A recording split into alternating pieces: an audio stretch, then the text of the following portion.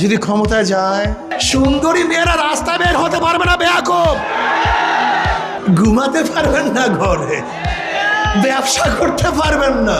বাংলাদেশের রাজনীতিতে আবারও আলোচনার কেন্দ্রে উঠে এসেছেন ইসলামী আন্দোলন বাংলাদেশের নায়েবে আমির মুফতি মোহাম্মদ ফয়জুল করিম। বিএনপি এবং আওয়ামী লীগ উভয়কেই তীব্র সমালোচনায় বিদ্ধ করে তিনি এমন কিছু বিস্ফোরক মন্তব্য করেছেন যা এই মুহূর্তে দেশের রাজনৈতিক মহলে তীব্র আলোচনার জন্ম দিয়েছে। গেল রোববার বিকেলে বরিশালের বাকেরগঞ্জ সরকারি কলেজ মাঠে ইসলামী আন্দোলন বাংলাদেশ আয়োজিত এক গণসমাবেশ থেকে এই চাঞ্চল্যকর বার্তা দেন তিনি। সমাবেশটি ছিল প্রয়োজনীয় রাষ্ট্র সংস্কার, জুলাই সনদ বাস্তবায়ন এবং সংখ্যানুপাতিক পদ্ধতি অর্থাৎ পিআর পদ্ধতিতে জাতীয় নির্বাচনের মতো গুরুত্বপূর্ণ দাবিতে। সমাবেশের প্রধান অতিথি হিসেবে মুফতি ফয়জুল করিমের বক্তব্যের মূল অংশ ছিল বিএনপি ক্ষমতায় আসা নিয়ে ভয়াবহ এক ভবিষ্যৎবাণী। তিনি সরাসরি হুঁশিয়ারি দিয়ে বলেছেন, বিএনপি যদি ক্ষমতায় যায় তবে দেশে এক ভয়াবহ অরাজক পরিস্থিতির সৃষ্টি হবে।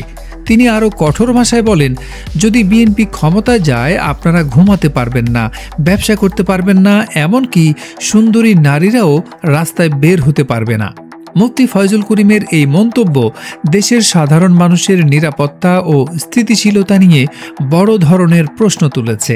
তবে মুফতি ফয়জুল করিম কেবল বিএনপিকেই নিশানা করেননি, আওয়ামী লীগের রাজনীতি নিয়েও তিনি তীব্র সমালোচনা করেছেন।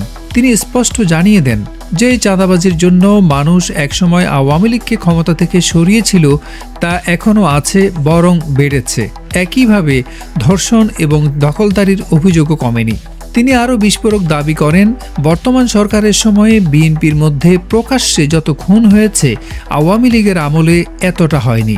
অতএব তার বক্তব্য অনুযায়ী উভয় দলের অতীত ও বর্তমান কর্মকাণ্ডই দেশের জন্য স্থিতিশীলতা আনতে ব্যর্থ হয়েছে। তিনি মনে করেন যারা এসব করছে তারা ক্ষমতায় এলে খুন, ধর্ষণ ও চাঁদাবাজি আরও বেড়ে যাবে।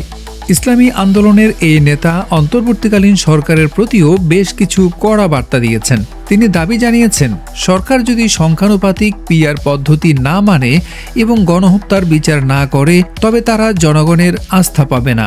দর্শক, বিএনপি, আওয়ামী লীগ এবং অন্তর্বর্তীকালীন সরকার নিয়ে ইসলামী আন্দোলন বাংলাদেশের নায়েবে আমিরের এমন কঠোর হুঁশিয়ারি দেশের রাজনীতিতে নতুন মেরুকরণের ইঙ্গিত দিচ্ছে।